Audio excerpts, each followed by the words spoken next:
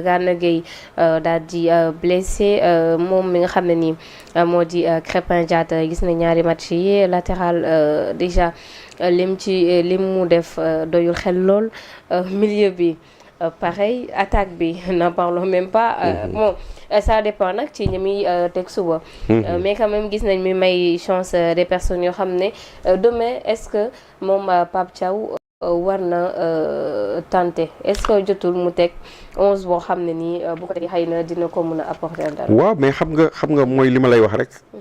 lu mel noonu côté stratégique bi am na loo xam ne da nga koy nëbb am na loo xam ne doo ko wane même ba ci casting bi sax. casting bi nga xam ne moom nga fas yéene janoo ak France doo ko ñëw rek di ko afficher. loolu moom bokkul sax ci xel. n'est-ce pas kuy dem ci guerre génn sa arme yëpp xam ni man lii laa amee ogive lii laa amee ak lii ak lële il faut surprendre l'adversaire surtout nag su fekkee ni c'est un adversaire de taille bu mel ni kii France nga xam ne tey bokk na ci les meilleures équipes au monde nga xam ne dañu def seen preuve man jàpp naa ni Gana c'est vrai gaañu na mais c'est le moindre mal parce que au milieu de terrain du Sénégal man bu ma doon classé tey équipe type tey man du ma teg ci milieu terrain bi sax du ma dugal ci match bi du ma dugal Gana. lu tax waaw non c'est Gana baax na waaw mais xam nga am na benn désavantage muy ban mooy que ni mag la il fait partie des joueurs les plus âgés de l'équipe les plus usés de l'équipe dafa di jàmbaar rek moo tax muy tenir ba léegi mais am nga ci poste boobu nga xam ne moom nga ko soxla muy sa poste de prédilection muy essuie-glace bi nekk 6 bi am nga ku mel ni Pathé Ciss nga xam ni véritablement ñëpp d'accord nañ ni mat na ko sëkk am nga xale bu bees bi tudd Baara xaw ma lan Baara Ndiaye voilà exactement am nga Pape Gueye n'est-ce pas am nga Habib Diarra am nga aussi ku mel ni kii comment il s'appelle encore yaa Lamine Camara Lamine Camara etc même ay ñoom Lamine Camara yooyu sax après mais ñooñu ma la wax noonu fondamentalement man yaakaar naa ni Matar Sarr bi nga xam ne nii gëj na joué ma Pape Matar sax du man pour man du match am jàpp naa ni du match am match la boo xam ni ce milieu terrain bi nga xam ne moom la ñu war a jouer ci sama xalaat bu gàtt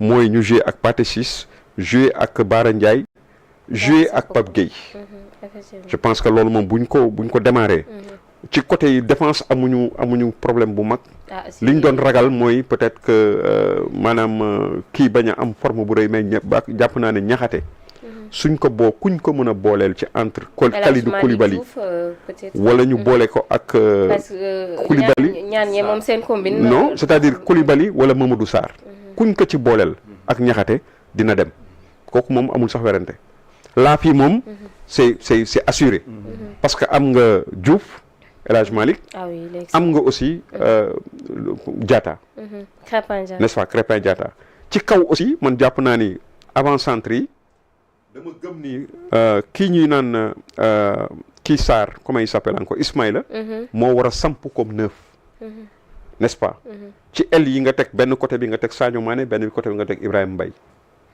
donc yow da nga bëgg demee Ibrahima Mbaye démarrer. oui dama bëgg mu démarrer. Ibrahima Mbaye match la boo xam ne daf ci war a démarrer voilà comme joker voilà. am doon naa xalaat sax benn instant doon naa xalaat ni peut-être bu ñu jëloon Sadio Mané joué la ko comme 10. jël Ibrahima Mbaye ci benn côté bi. jël Iliman Ndiaye ci beneen côté bi. samp Ismaïla.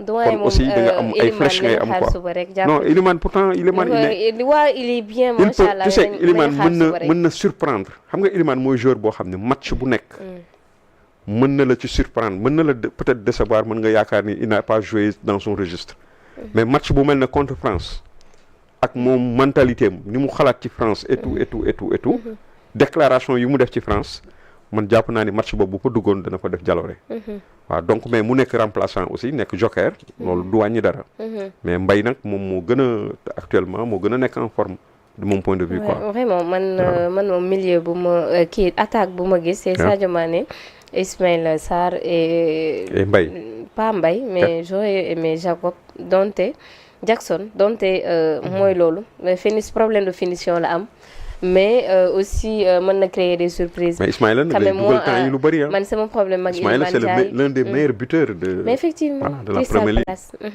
Effectivement mais en tout cas daal man loolu laa gis comme attaque suba bon après nag duñu Pape Thiaw du ñun. voilà j'espère que Pape Thiaw du ñu déglu. non li ci des moom Sénégalais boo ko dégloo nga yàlla dimbali rek. am nga problème. yàlla nañu yàlla dimbali rek may ñu ndam quoi. En tout cas on a une très belle équipe. loolu moom wax dëgg fa ne yàlla. kenn du ko naatable monsieur Sow ban stratégie de jeu ngay xaar suba. ci Pape Thiaw déjà mu nekk nag ak match temps attendu ndaxte. suba les champions d'Afrique ñoo joué ak ñi nga xam ne ni ñoo di les vice champions du monde pour rappel Argentine moo dóor France en 2022.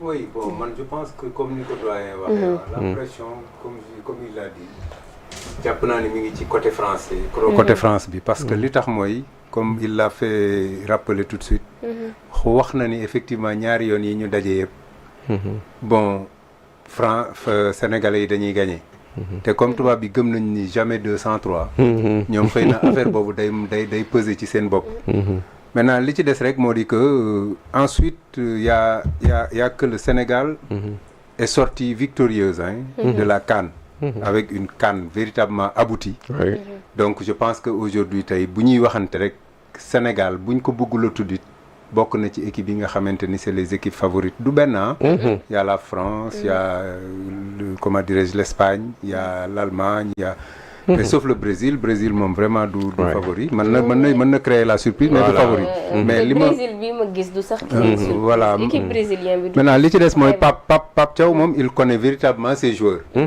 mais en football il faut pas se suffire de connaître rek ses joueurs de xamal aussi tamit équipe adverse bi te moi je pense que aussi tamit def na ci travail bi mu ci war a def parce que boo xoolee Sénégal ak France dañu bokk ay similitudes yu bëri ci football même dans les joueurs l'effectif dans tous les compartiments du jeu dañu ci naroo effectif en réalité boo xoolee ba xool ko rek ñoo xaw a naroo effectif maintenant différence bi fi mu mën a nekk man jàpp naa ni c'est au niveau de la défense te bon comme les gens ñi ngi craindre la défense sénégalaise man dama ragal ni la France aura beaucoup plus à surveiller nos attaquants que ñun parce que même su fekkee ñoom ils ont des attaquants très véloces et tout ñun aussi on a des attaquants qui peuvent effectivement créer des problèmes surtout que la France côté aile yi les latéraux c'est pas totalement ça des na suñu ay latéraux ñoo gën fuuf kii seen ay latéraux seen axe central aussi c'est pas tellement ça maintenant ils ont un très bon gardien mais loolu aussi tamit jàpp naa ni li ci nekk mooy après le Sénégal man jàpp naa ni ci match bi su fekkente ni dafa teey rek bàyyi France mu footballam moom mu footballam ce qui est clair et net mooy au final la victoire sera sénégalaise. Absolument. Donc man jàpp naa ni loolu nit ñi seen xel mën na ci dal mais boo xoolee véritablement l'effectif c'est vrai que effectifu France am nañ doole bari nañ doole mais compartiment du jeu yi la défense daf ci am solo et surtout les ailes te jàpp naa ni les latéraux français wax dëgg yàlla il peut pas tenir tête à nos zones de couloir kon man jàpp naa ni la victoire peut être de nos côtés quoi.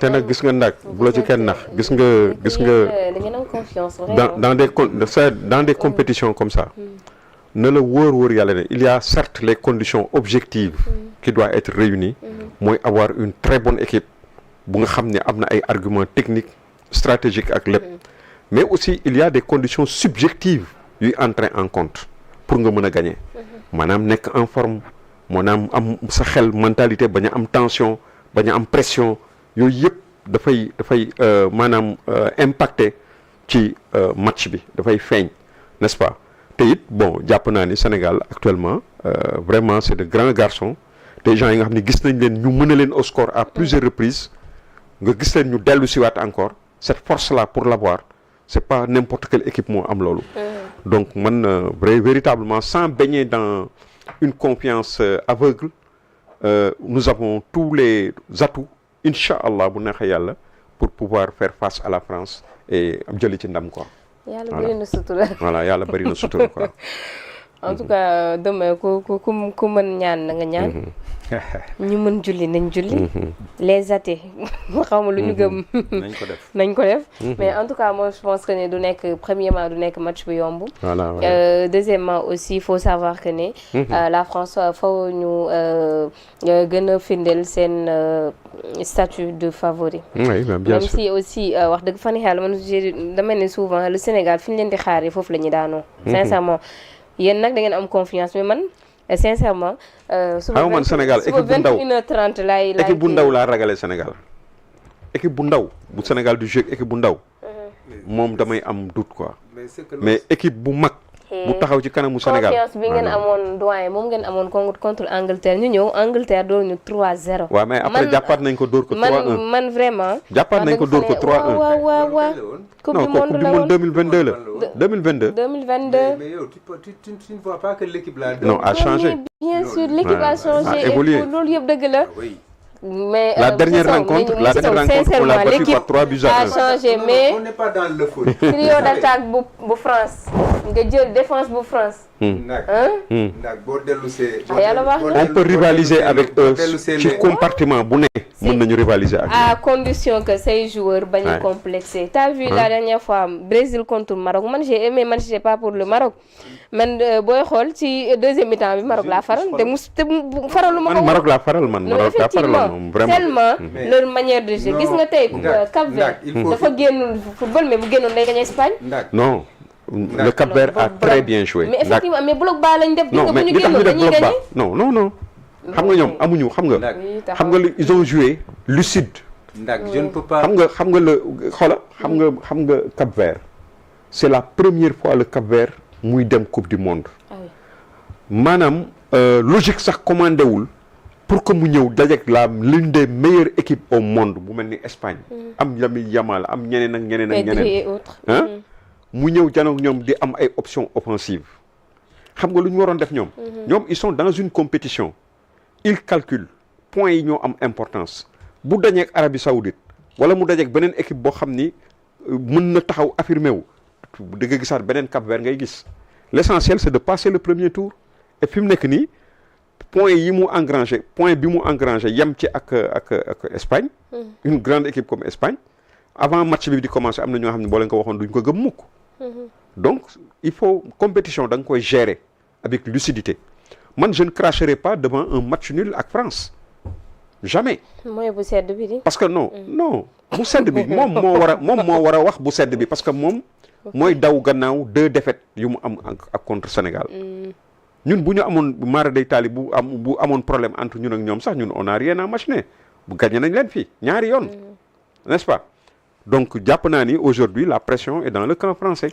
c'est eux qui doivent te ñun xam naa ni amuñu complexe su jouer suñu jeu l'essentiel mooy comme ni ko Dembel waxee buñ leen topp ñoom ci seen jeu ñun nañu def suñu jeu bi ñu xam ñun il faut être solidaire il faut faire preuve de fighting spirit taxaw dëggal suñu bopp jouer suñu jeu ak beaucoup de solidarité am audace aussi à chaque fois parce que on a des flèches des gens capables à tout luñ ñu dugal ci but ñun mën nañ leen ko dugal ci but donc bon voilà il faut li ci des yàlla suñu borom moo ko yore yàlla nañu jox ndam. je ne suis pas contre, je ne suis pas comme beaucoup de Sénégalais.